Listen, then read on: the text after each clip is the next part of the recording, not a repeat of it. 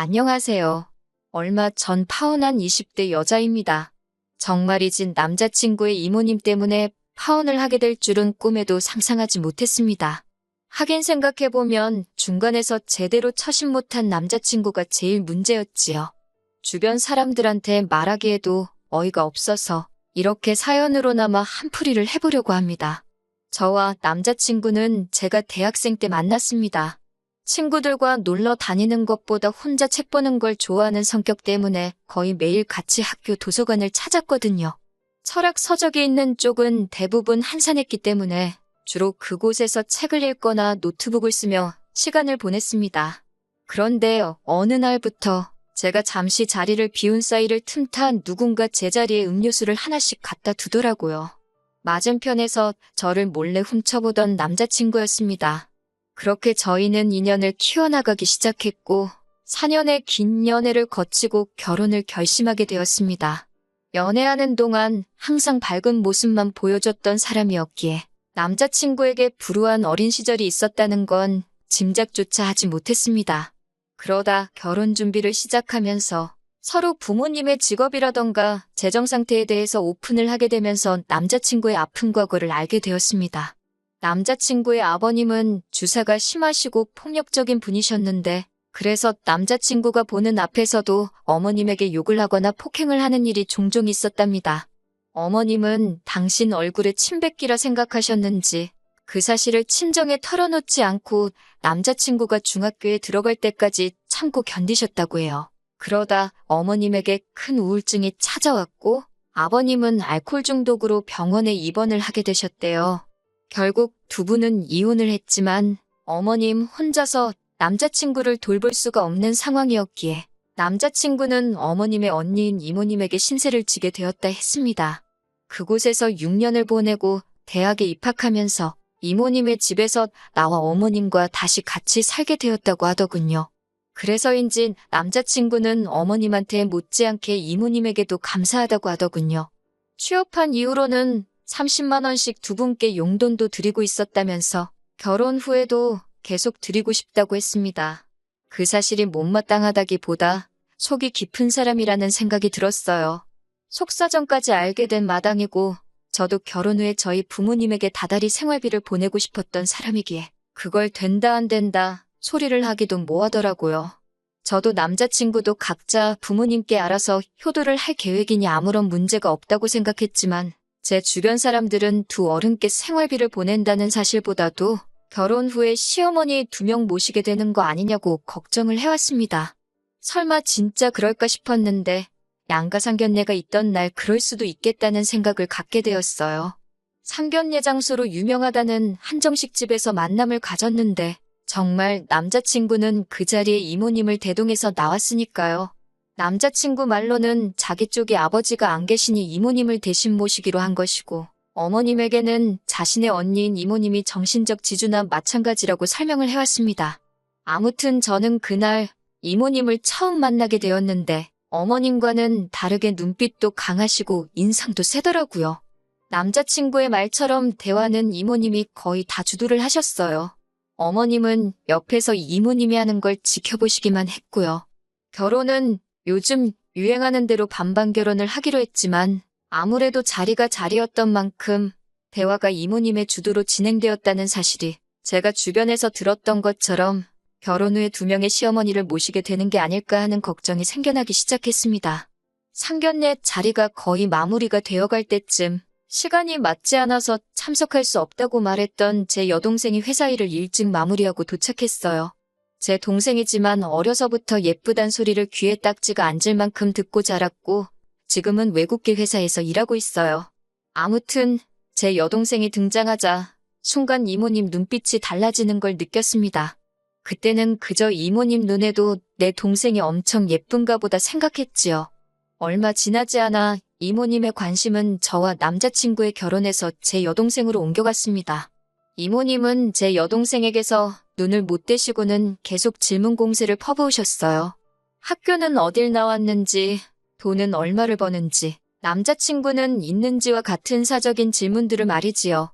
처음에는 적당히 대꾸하던 여동생이 점점 난처해하는 게 한눈에 보였고 저는 남자친구에게 귓속말로 빨리 자리 정리하고 일어서자 말했습니다. 남자친구도 제 말 뜻을 알아들었는지 자기가 급하게 일이 생겨서 가봐야겠다며 이제 집에 돌아가자고 어른들을 재촉했습니다.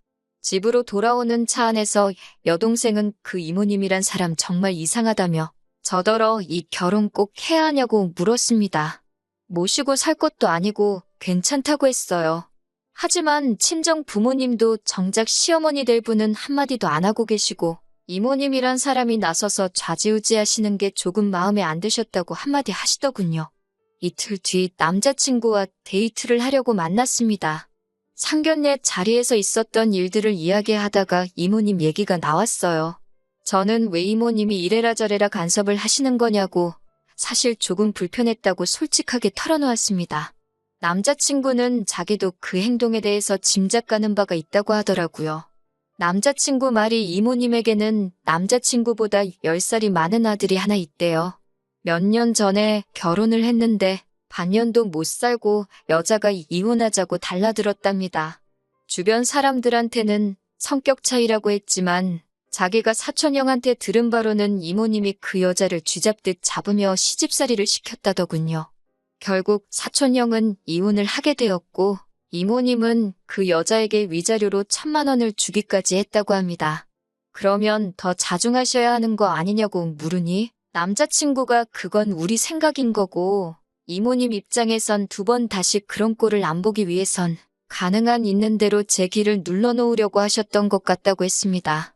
제가 남자친구랑 결혼한다고 해서 이모님 며느리가 되는 것도 아닌데 남자친구 이야기를 듣고 있자니 어이가 없더라고요. 그래서 주변에서 이모님까지 제가 2명의 시어머니를 모시게 될 것이라는 말을 몇 번 들었다고 솔직히 그것 때문에 요즘 생각이 많다는 사실을 말해줬습니다. 남자친구는 손사래를 치며 절대 그럴 일이 없다고 어릴 적에 이모에게 신세진 건 사실이지만 대학교 입학 후에는 따로 나와 살지 않았느냐며 자기도 그때 도와주신 은혜만 갚으면 자기 어머니에게만 신경 쓸 계획이니 저에게도 그런 걱정일랑 하지 않아도 된다고 저를 안심시켜줬어요. 솔직히 믿업지는 않았지만 자기가 그러겠다는데 제가 믿는 것 말고는 더 할 말이 없더라고요. 아무튼 그 이후로 청첩장도 만들고 결혼 준비하면서 바쁘게 시간을 보냈습니다. 반반 결혼을 하기로 했으니 예단은 생략을 하기로 했는데 남자친구가 어머님하고 이모님한테 가방이라도 하나씩 해주고 싶다 하더라고요. 귀엽고 이모님까지 들먹이면서 저러고 있으니 정 해드리고 싶으면 직접 해드리라고 한마디 했습니다. 남자친구는 저의 대답에 야박하단 식으로 나오길래 보통 그런 말을 꺼내려면 2분께 뭘 해드리고 싶다 말하는 게 아니라 우리 부모님한테 먼저 뭘 해드리고 물어보는 게 순서가 아니겠냐고 한마디 했어요. 그 말에 남자친구는 아무 대답도 못하고 꿀먹은 벙어리가 되더라고요. 다달이 용돈 보내드리는 정도면 충분히 할 만큼 하는 그 이상을 하는 거라고. 그리고 부모님 입장에서도 우리들이 먼저 자리를 잡고 사는 게 가장 큰 선물이지. 그런 가방 같은 걸 중요하게 여기시지 않을 거라 한마디 더 해줬습니다. 남자친구는 끝내 못마땅한 얼굴이었지만 더 이상 뭘 해드리고 싶다는 말을 꺼내진 못하더라고요. 그리고 결혼식을 몇 주 남겨두지 않은 무렵이었습니다. 제 여동생의 어두워진 얼굴로 저에게 기니 할 이야기가 있다 하더라고요. 그리고 동생에게서 충격적인 이야기를 전해 듣게 되었습니다. 저 몰래 남자친구의 이모님이 여동생에게 연락을 하고 계셨더라고요. 연락처를 어떻게 알고 연락을 하신 거냐 하니까 상견례 날 화장실에서 물어보시길래 알려드렸다 했습니다. 뭐라고 연락을 해오신 거냐니까 처음에는 동생 다니는 회사 앞까지 오셨다며 저의 결혼 이야기를 빌미로 할 이야기가 있다고 동생을 불러내셨대요. 제 이야기라고 하니까 당연히 나가서 만났는데 막상 만나니 제 이야기는 안 하고 자꾸 여동생에 대해서 꼬치꼬치 묻더랍니다. 그런 식으로 제 이름을 팔아서 몇 번 더 여동생을 불러냈었고 나중에는 여동생도 나가봤자 불편하기만 하다는 걸 알았기에 핑계를 대면서 자리를 피했다고 하더군요. 그러다 하루는 남자친구의 이모님께서 자꾸 이런 식으로 나오면 저희 결혼을 반대할 거라며 반협박식으로 연락을 해오셨다는 거예요. 동생은 저랑 남자친구가 어떻게 연애해왔는지 가장 옆에서 지켜본 사람으로 저희가 서로를 많이 사랑하는 걸 누구보다 잘 알고 있었기 때문에 자기 때문에 결혼이 깨질까 두려웠다고 합니다. 남자친구에게 또 다른 어머니 같은 존재라는 사실도 알고 있었으니 어쩔 수 없이 이모님을 만나게 되었다고 합니다. 그런데 그때는 웬 남자를 한 명 데리고 나왔더래요. 이혼당했다던 이모님의 아들이었어요. 저는 거기까지만 듣고도 화가 머리 끝까지 나서 참을 수가 없었습니다. 하지만 이야기는 거기서 끝이 아니었어요. 그 이모님 아들은 여동생이 싫다 하는데도 더도 말고 덜도 말고 딱 10번만 만나보라며 집요하게 연락을 해오더랍니다. 이모님까지 자기 아들이 이렇게 좋아하는 여자는 처음 봤다며 하늘이 맺어준 인연이라고 기왕 만난 거 10번만 만나보라며 부담을 주셨고요. 어쩔 수 없이 어거지로 10번을 만났는데 정말 호감이 하나도 안 생기더래요. 그래서 이제 연락하지 말라고 하니까 이모님이 당신 아들 꼬셔놓고 책임 안 진다고 회사까지 찾아와서는 저런 여자는 잘라야 한다고 난동을 피웠대나 봐요. 그게 바로 얼마 전 일이었고 제 동생은 여태껏 혼자 참아내다가 이제서야 저에게 이 결혼을 안 하면 안 되냐고 울면서 부탁을 하더라고요.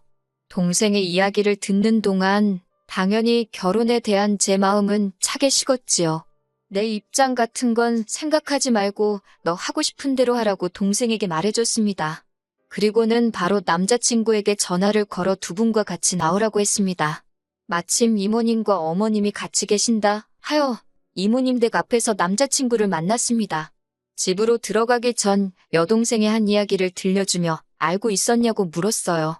남자친구는 정말 상상도 못했다며 자기도 어이가 없다고 그러더군요. 그런데 제가 일단 집에 들어가서 이모님한테 시시비비를 가리겠다고 하니 뭘 또 그렇게까지 하냐며 저를 말리더라고요. 이모님은 단지 당신 아들을 너무 사랑해서 좋은 짝 만나게 해주고 싶은 욕심에 좀 오버를 하신 것뿐 아니냐며 이모님 편을 들더라고요. 더 듣고 있을 이유가 없어서 집 안으로 들어갔습니다. 이모님과 어머님은 이 늦은 시간에 웬일이냐며 아무것도 모른다는 표정을 하고 계셨습니다. 제가 왜 나이 먹은 아드님을 제 여동생한테 갖다 붙이냐며 누울 자리 보고 다리를 뻗으셔야 하는 거 아니냐고 따졌습니다. 그러자 이모님은 자기 아들이 어때서 그러냐며 저더러 웃긴다고 그러시더군요.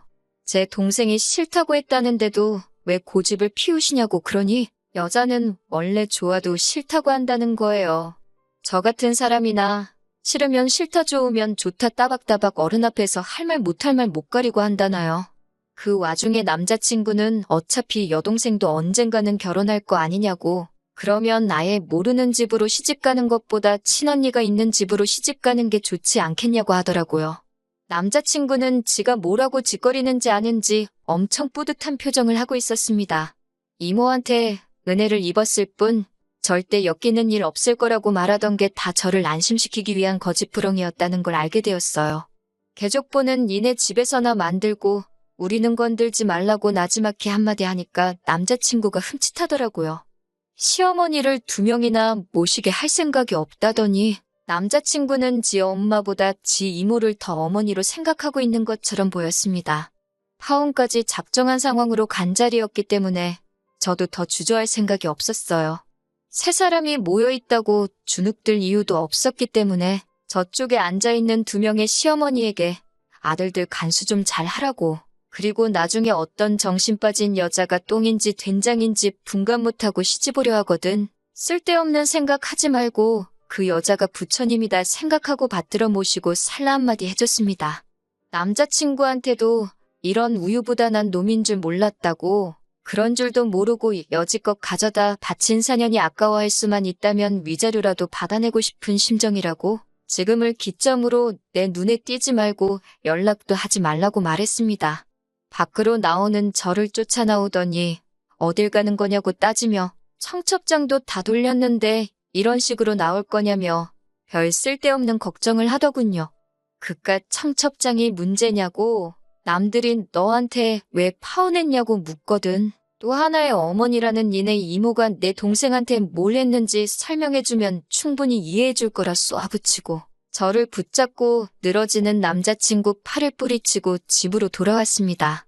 남자친구는 제 여동생 때문에 왜 우리가 헤어져야 하느냐고 아직도 상황 파악도 못하고 있길래 목 위에 달려있는 게 머리통이 맞으면 그게 정말 내 여동생 때문인지 아니면 너랑 너네 가족들 때문인지 충분히 이해할 거라고 말하고 뒤도 돌아보지 않고 집으로 돌아왔습니다. 이튿날부터 식장, 신혼여행, 가정가구들 예약해 놓은 것들은 취소하고 위약금 낼 건 내고 환불받을 건 받고 그러니 몇 푼의 돈이 제 손에 남더라고요. 남자친구한테 계좌번호 보내라고 절반은 보내주겠다 했는데 그 돈이라도 건지고 싶었는지 잽싸게 계좌번호를 불러주더라고요. 그 돈을 안 줘도 됐겠지만 하나도 아깝다는 생각이 들지 않았습니다. 왜냐하면 며칠 뒤에 남자친구의 이모를 명예훼손으로 고소하고 그 이후에도 정신 못 차리고 제 여동생에게 연락하던 그 자식을 스토킹으로 신고했거든요. 회사까지 찾아와서 난동을 부려준 탓에 절차가 아주 수월했습니다. 고소했다는 사실을 전하니 뭐 믿는 구석이 있는지 마음대로 하라고 빈정거리더라고요. 하지만 그런 허세도 잠시 며칠 뒤에 합의 좀 해달라고 연락이 왔어요. 그렇게 센 척을 하더니 나중 가서는 합의금을 조금만 깎아줄 수 있냐며 비굴하게 나오더라고요. 정신적 피해 보상까지 요구하겠다. 으름장을 놓으며 한 푼도 깎아주지 않고 고스란히 합의금을 받아냈습니다. 정신 못 차리고 여동생에게 연락하던 한심한 사촌형도 사과를 해왔지만 결국 접근금지명령 처분을 받게 되었고요. 그 이후로는 솔직히 신경 쓰지 않고 살고 있습니다. 여동생도 지금은 많이 안정을 되찾았고 좋은 남자친구도 생겼더라고요. 그 모자한테 시달린 걸 옆에서 지켜본 동료가 자기가 지켜주고 싶다며 고백을 해왔다나요. 그리고 저는 당분간은 누굴 만나고 싶은 생각이 없습니다. 연애하느라 가지지 못했던 혼자만의 시간을 즐기면서 지내보려고요.